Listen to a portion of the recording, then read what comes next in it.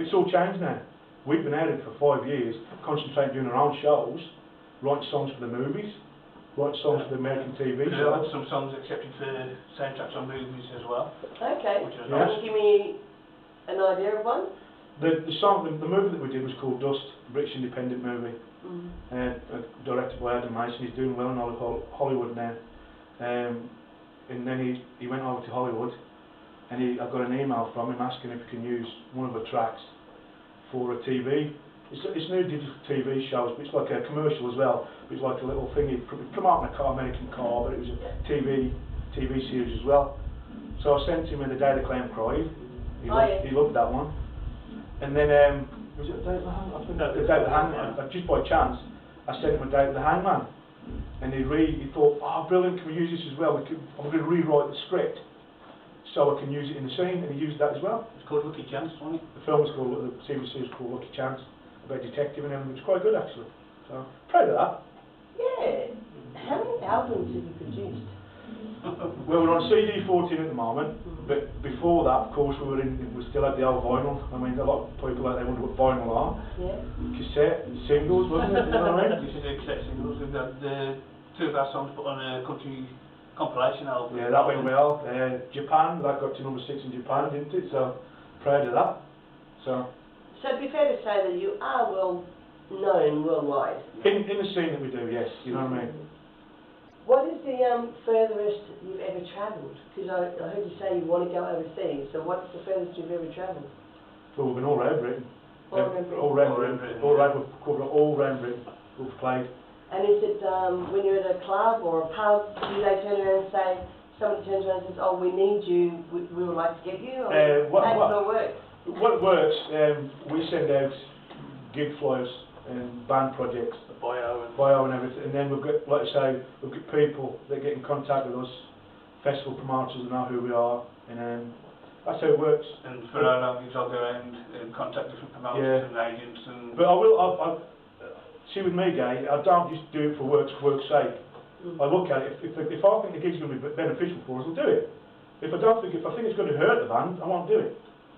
And that's because a bad gig, you can blow everything out of the water for you. You're only as good as your last gig, I've always said that. And it takes years to build a reputation up, and it can take 5 minutes to blow it away.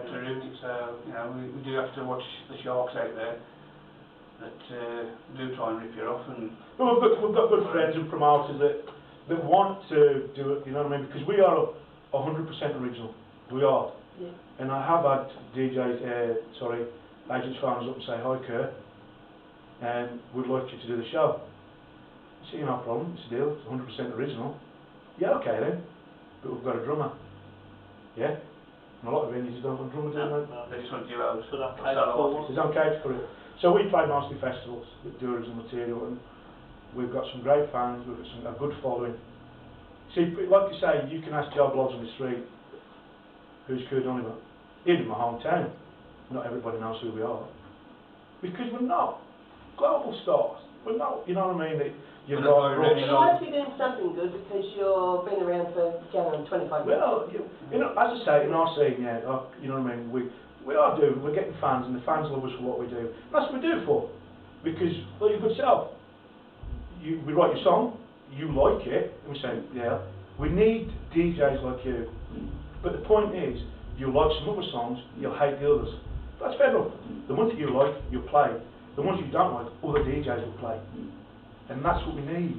Well, I've been given 5, and I've played on 5, and I dislike 1. So that's all right. That's not bad percentage, really, is it? Really? That's just one personal choice. Yeah. Just one personal choice. When you're away, I'll ask individual Kerr, when you're away, how does it sit with your family for a great length of time? I think when we are away, my good lady's used to it, bless her.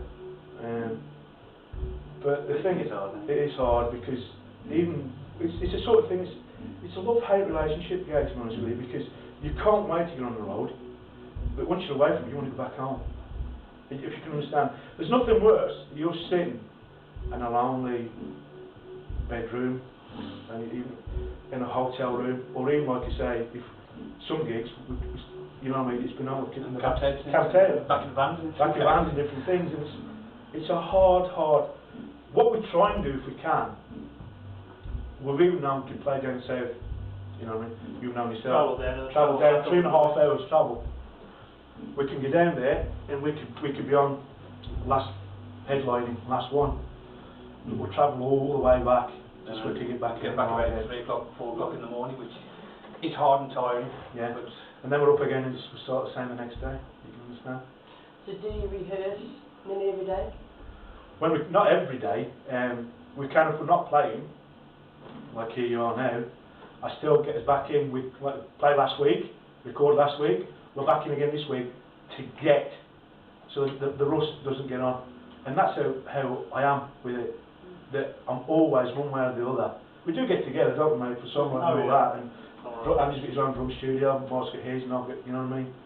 And that's how we do it, but as a unit, although we're not playing, say we've got one weekend off that we haven't got no work, one Saturday, still need to keep it there.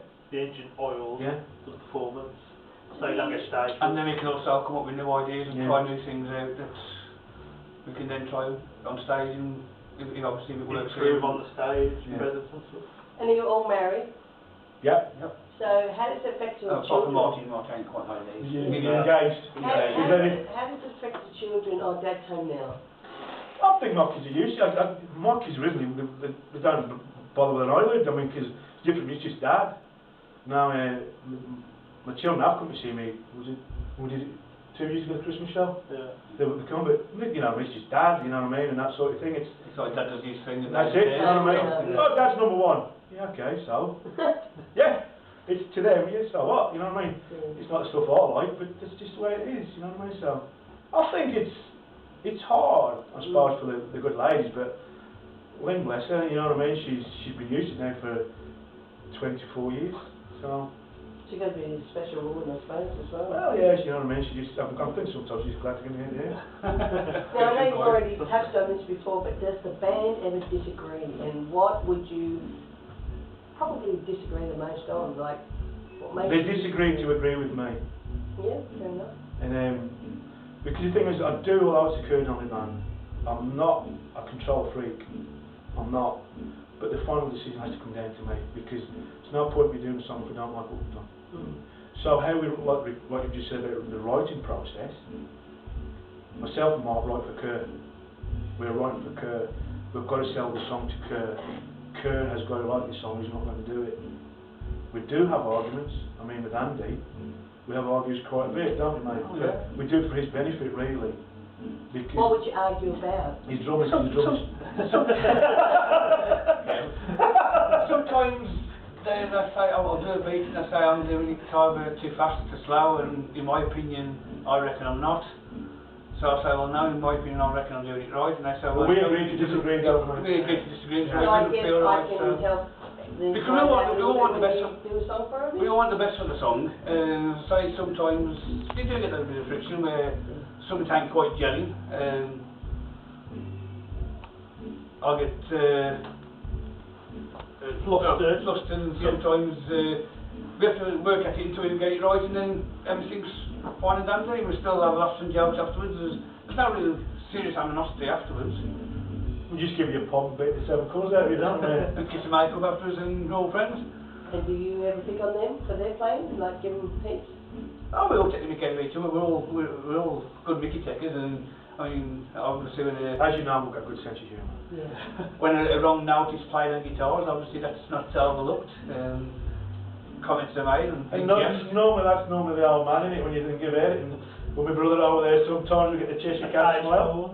or in some cases I've had an enhancement. My biggest thing is when we're on stage is that I do what we call the froggy moment, don't we? Our round thing, whereas because you will find a lot of acts nowadays that they read from a cue sheet, read from lyrics. I don't do that. You think we do 24 songs in an evening, and it's all from memory, and I've got a way of doing it. But sometimes if it comes along, and I think first verse, and I miss the first verse, I'll do the second verse, and then do the first verse, and they're sitting there laughing, thinking, yep, the husband's done it again.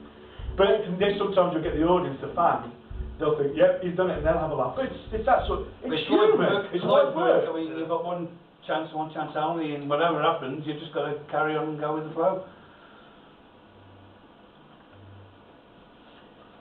The single, Smile Again, your latest release, how did that come about?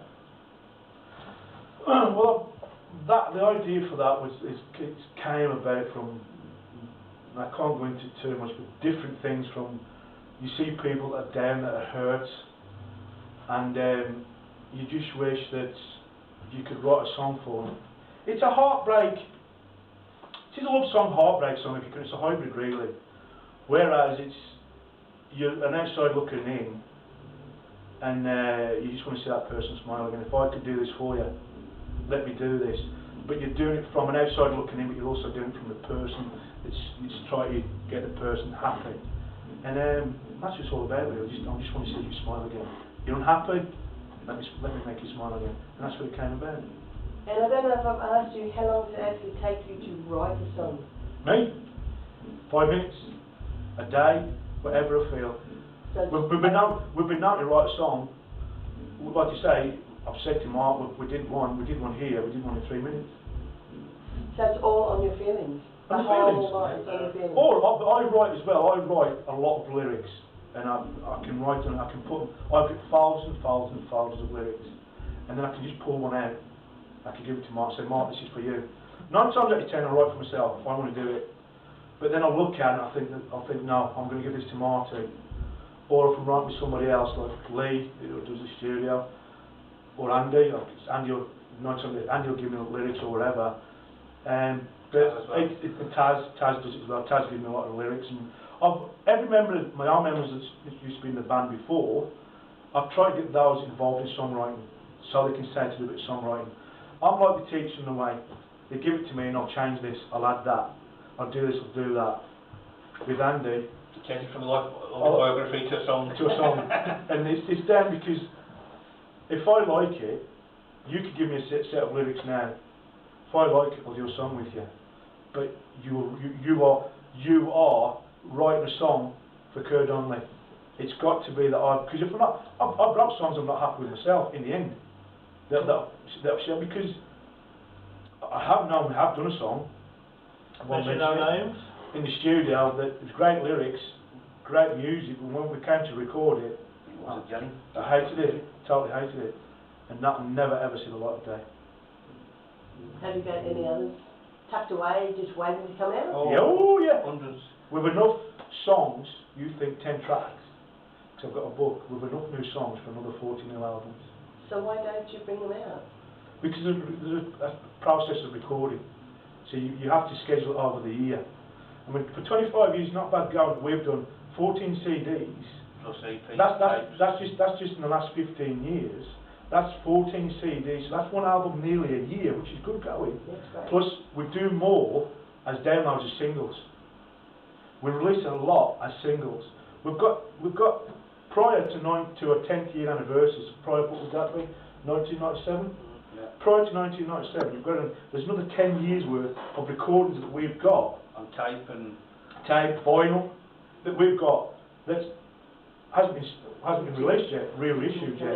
Because at the end of the day, when we write a song, we write new songs all the while, and you don't let that chance go by for the song.